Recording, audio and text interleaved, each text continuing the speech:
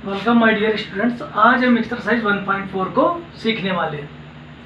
तो इसका first question देखते हैं चल के। विदाउट लॉन्ग डिवीजन, यानी कि बिना डिवीजन किए हुए, find nature of rational numbers, यानी कि ये अपने पास कुछ रेशनल नंबर है तो हमें इनका नेचर ज्ञात पता करना है। तो नेचर में अपने पास है टर्मिनेटिंग डेसिमल और नॉन टर्मिनेटिंग रिपीटिंग डेसिमल, यानी हमें बताना है कि कौन सा रेशनल नंबर अपने पास टर्मिनेटिंग डेसिमल है और कौन सा अपने पास नॉन टर्मिनेटिंग रिपीटिंग डेसिमल है। तो यहाँ पर देखते चलते, तो क्वेश्चन नंबर ए को सॉल्व करते हैं।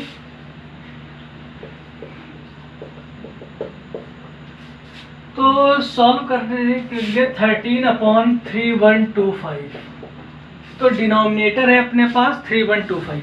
तो समझते हैं चल के।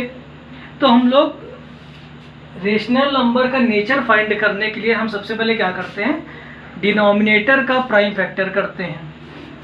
अगर प्राइम फैक्टर जो है हमारा वो 2 की पावर्स के टर्म्स में आता है तो वो अपने पास हो जाता है टर्मिनेटिंग। अगर अपने पास जो प्राइम फैक्टर है वो 5 की पावर के टर्म्स में आता है तब भी वो अपने पास क्या हो जाता है, टर्मिनेटिंग। अगर प्राइम फैक्टर हमारा 2 की पावर समथिंग एंड 5 की पावर समथिंग, यानी दोनों को कंबाइन करके भी आता है, तब भी हमारे पास जो गिवन रेशनल नंबर है वो कैसा हो जाता है, टर्मिनेटिंग।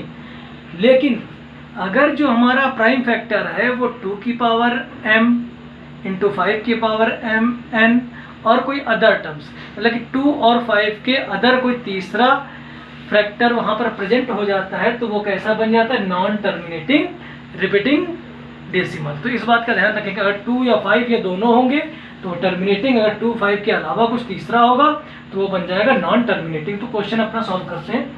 तो यहाँ पर 3125 हमने लिखा हुआ है, तो यहाँ लिखते चल के प्राइम फैक्टर ऑफ 3125। तो करते चल के इस साइड पे हम 3125 हमने लिखा हुआ है, 5 से कट करना, 5 6 जा 30, 1 कैरी हुआ, 5 2 जा 10 एंड 5 5 जा 25। अब हम क्या करते हैं, 5 1 जा 5, 1 कैरी हुआ, 5 2 जा 10 एंड 5 5 जा 25। देन 5 2 जा 10 एंड 5 5 जा 25। अगेन 5 5 जा 25 एंड 5 1 जा 5। काउंट करते हैं यहाँ पर 5 कितने टाइम्स आया, 1 2 3 4 5, तो अपने पास 5 आ चुका 5 टाइम। यहाँ पर हम लिखते हैं चल के, so we can written as 13/5 to the power 5। तो यहाँ पर अपने पास जो है प्राइम फैक्टर 5 की पावर 5 के टर्म्स में प्रेजेंट है, तो ये अपने पास कैसा हो चुका है, terminating decimal. Here prime factor of 3125 is the form of 5 to the power 5. So the given expression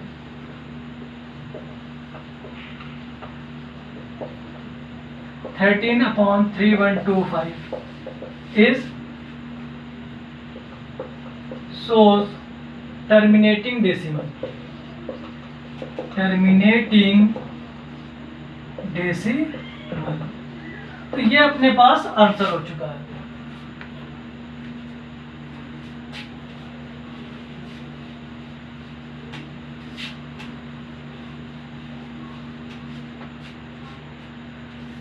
question number B को सॉल्व करते हैं। तो यहाँ पे अपने पास 17/32 दे रखा है। सो प्राइम फैक्टर ऑफ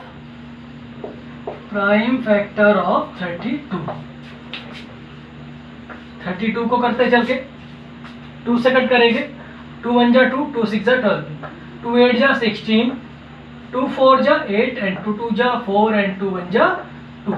तो 2 अपने पास काउंट करेंगे कितना टाइम आया, 1 2 3 4 एंड 5, 2 अपने पास 5 टाइम आया हुआ है।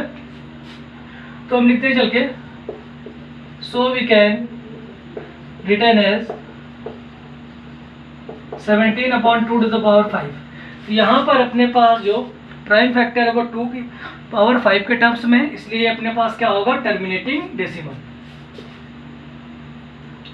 Hence 17/32 is terminating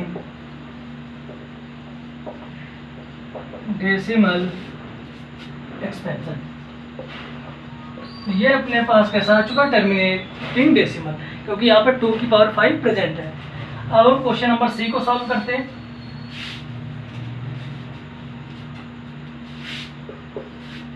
sixty four upon 455, तो यहाँ पे डिनोमिनेटर 455 है, इसको हम लोग क्या करने वाले, फैक्टराइज करने वाले हैं 455 को।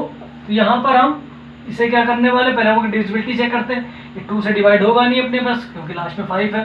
3 से चेक करते हैं, 5 4 9 9 5 14, तो 3 की टेबल में 14 भी नहीं आता, तो हम चेक करेंगे चल के 5 से, फिर लास्ट में 5 है तो नॉर्मली 5 से डिवाइड हो जाना है। 5 9 जा 45, देन 5 1 जा 5, फिर हम इसे 7 से करेंगे आके, 7 1 जा 7, 2 कैरी हुआ, 7 3 जा 21। अब हम इसे 13 से करेंगे तो 13 1 जा 13, तो हम देख रहे हैं चल के यहाँ पर 5 प्रेजेंट है।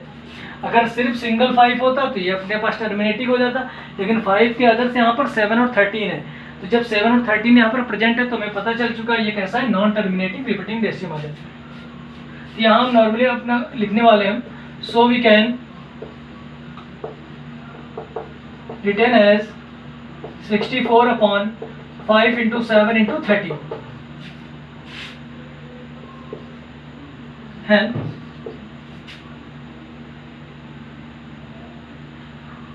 5 into 7 into 13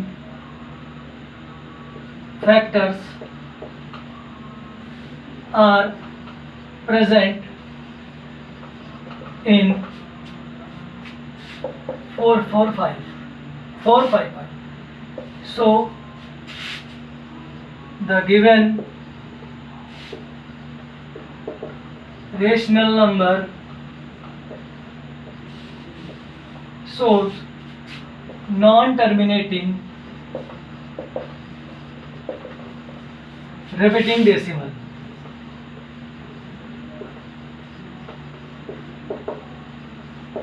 तो यहाँ पर अपने पास 5 के अलावा 7 और 13 भी प्रेजेंट हो चुका है, इसलिए क्या है कि अपने पास क्या शो करेगा, नॉन टर्मिनेटिंग रिपीटिंग डेसिमल। अब हम क्वेश्चन नंबर डी को करने वाले हैं।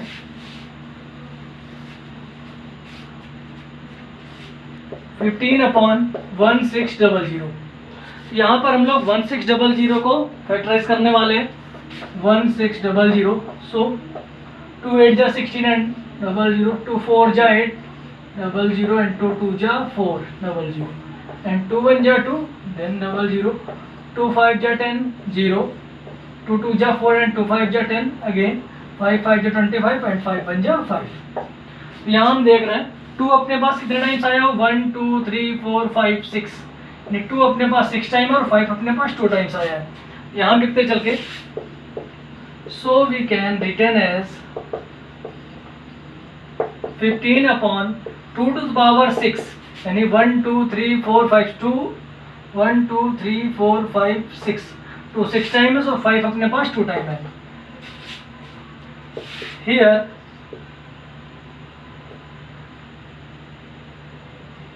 is the factor of 1600 is form of 2 to the power m into 5 to the power n, यानी कि 2 की पावर m के टर्म्स में और 5 की पावर n के टर्म्स में है। सो द गिवन एक्सप्रेशन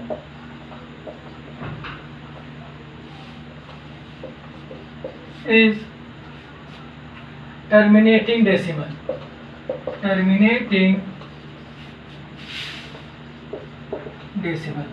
यानी कि जब अपने पास जो प्राइम फैक्टर है डिनोमिनेटर का, अगर वो 2 की पावर m एंड 5 की पावर n के टर्म्स में होगा तो वो क्या शो करेगा अपने पास, टर्मिनेटिंग डेसिमल। और क्वेश्चन नंबर फर्स्ट के जो बचे हुए पार्ट्स हैं वो आप लोग इसी टाइप से करेंगे चल के। अब हम क्वेश्चन नंबर सेकंड देखते हैं आके। क्वेश्चन नंबर सेकंड में हम लोग करने वाले हैं, जो क्वेश्चन नंबर फर्स्ट में हम जो टर्मिनेटिंग डेसिमल लाए थे उसी का हमें लॉन्ग डिवीजन में डेसिमल एक्सपेंशन को दिखाना चाहिए। तो यहाँ पर जैसे हम देखते हैं क्वेश्चन नंबर ए में टर्मिनेटिंग डेसिमल था, बी में अपने पास टर्मिनेटिंग डेसिमल था, सी अपने पास नॉन टर्मिनेटिंग था और डी अपने पास टर्मिनेटिंग डेसिमल को शो कर रहा है। मतलब कि जितने भी टर्मिनेटिंग डेसिमल शो कर रहे हैं उनको हम लोग क्या करेंगे, लॉन्ग डिवीजन के थ्रू उनको डेसिमल्स वैल्यू हम फाइंड करेंगे। तो यहाँ पर हम एक क्वेश्चन देखते चल के फर्स्ट वाला।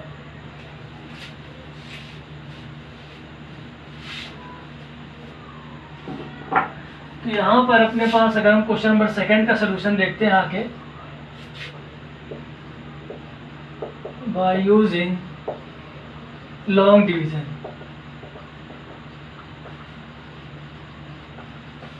तो यहाँ पर अपने पास लिखा हुआ 13/3125, तो हम 3125 से 13 को डिवाइड करने वाले हैं।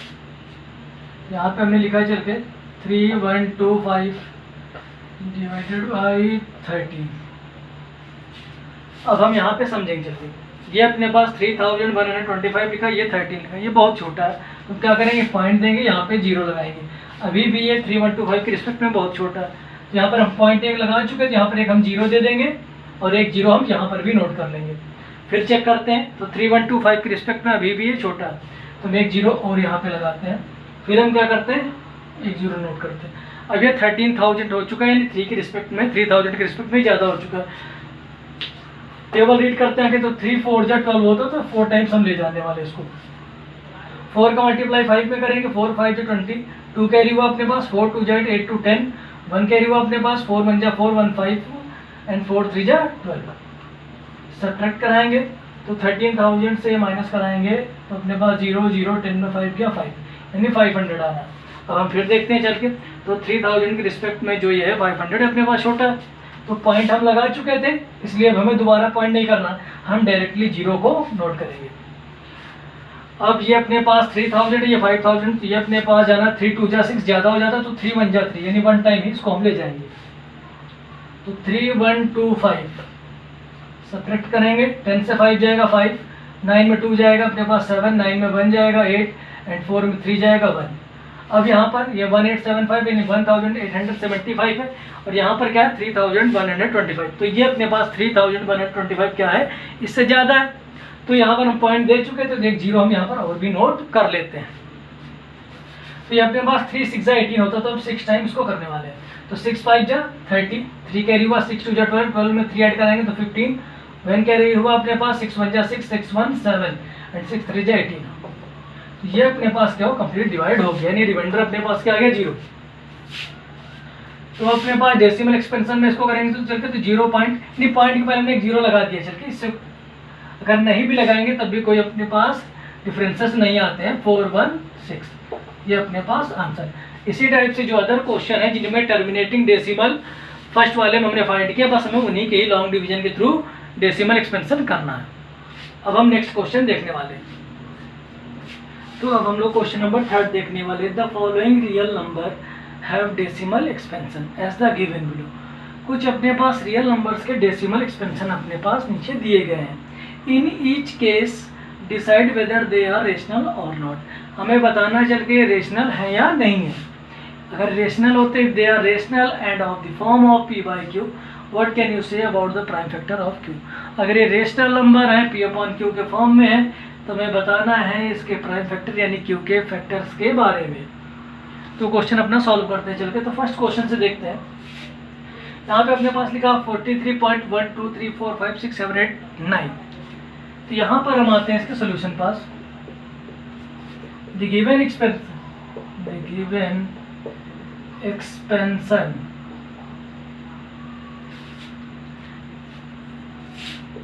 Is terminating.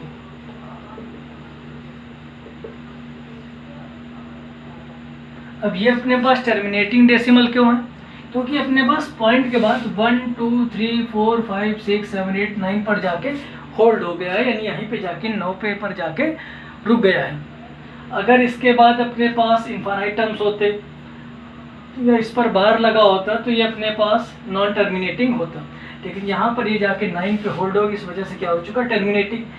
जब फर्स्ट वाले क्वेश्चन में हमने देखा था कि अगर अपने पास टर्मिनेटिंग है तो वो रेशनल नंबर भी बनता है। तो मैं आप लिखते चल के next point, it as rational. अभी रेशनल नंबर है तो पी अपॉन क्यू के फॉर्म में भी होगा। थर्ड बात हम इसमें बोल सकते हैं, यानी जब रेशनल नंबर है तो ये पी अपॉन क्यू के फॉर्म में होगा। अब लिखते हैं आखिर टर्मिनेटिंग है, the prime factor of Q is the form of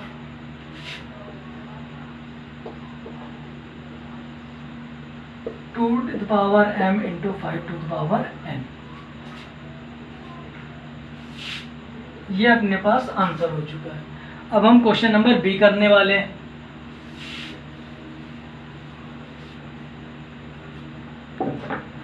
तो क्वेश्चन नंबर बी को जब हम सॉल्व करते हैं, यहाँ पर इसका जब सोल्यूशन करते हैं आके, यहाँ पे अपने पास 0.120, 1200, 1200, यानी कि ये अपने पास जो जीरोज हैं, यानी कि जो डिजिट है पॉइंट के बाद, ये बढ़ रही हैं, यानी ये रुकने का नाम, ये कहाँ तक, ये इनफाइनाइट टर्म्स तक जा रही हैं। तो ये अपने पास क्या पता चलता है, non terminating. The given expansion is non terminating. ये अपने पास कैसा हो गया, नॉन टर्मिनेटिंग। एक चीज यहाँ पर हम और देखते हैं आके, पॉइंट के बाद 120 लिखा हुआ, फिर अपने पास 1200 लिखा हुआ, फिर 1200, इसके बाद 1240 आ जाएगा, 125 टाइम्स 0 आ जाएंगे, यानी ये जो नंबर है रिपीट नहीं हो रहा है। तो जब रिपीट नहीं हो तो इसे हम लोग नॉट रिपीटेड या नॉन रिकरिंग भी बोलते हैं। जो रिपीटेड हो जाए तो उन्हें सिर्फ रिकरिंग बोला जाता है। यहाँ पे लिखेंगे चल के, the given expansion is non repeating and non recurring.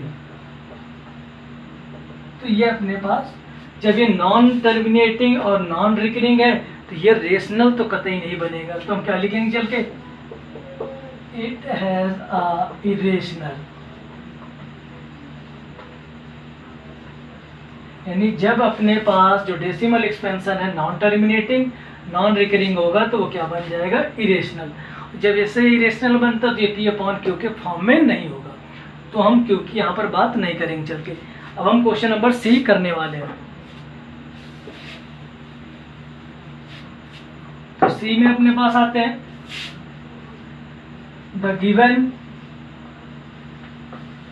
Expansion is. यहाँ पे देखते हैं आके, तो पॉइंट के बाद अपने पास 1 2 3 4 5 6 7 8 9, फिर यहाँ से यहाँ तक अपने पास बार लगा हुआ है, यानी कि ये क्या हो चुका है अपने पास। पहली बात तो ये नॉन टर्मिनेटिंग है, क्योंकि यहाँ पर जो बार लगने का मतलब है, तो यानी इसके बाद फिर से अपने पास ये सारे नंबर्स फिर से रिपीट हो गए, यानी कि 1 2 3 4 5 6 7 9, फिर उसके बाद 1 2 3 4 5 6 7, ये इनफाइनाइट टर्म्स तक गया। तो यहाँ लिखते चलते, the given is non terminating, non terminating, ये नॉन टर्मिनेटिंग है। लेकिन यहाँ पर क्या हो गया है, ये जो बार लग गया, जिससे क्या हो गया है, ये रिकरिंग हो गया, यानी रिपीटेड हो गई, यानी ये वैल्यू क्या हो गई, रिपीट होंगी, यानी कि 1 इसके बाद फिर से आ जाएगा 1 2 3 4 5 6 7 9, फिर अपने पास 1 to 9 नंबर यहाँ पे लिखे जाएंगे, नहीं ये रिपीटेड है, नॉन टर्मिनेटिंग बट रिकरिंग, यानी ये अपने पास क्या आ गया, रिकरिंग, यानी नॉन टर्मिनेटिंग बट रिकरिंग है। तो रिकरिंग होने की वजह से अपने पास क्या बन चुका है, it has a rational number. ये अपने पास क्या बन चुका कि रेशनल नंबर। लेकिन रेशनल नंबर ये बन तो चुका है, लेकिन ये अपने पास जो है, ये प्राइम फैक्टर जो है अपने पास 2 की पावर m और 5 की पावर m, यानी n जो भी है, उसके अलावा भी किसी टर्म्स का ये फैक्टर होगा। तो यहाँ पर हम लिखते हैं आके, रेशनल नंबर है तो represented in the form of the p by q। यहाँ पे हम लिखने वाले हैं the prime factor of q, the prime factor of q is the form of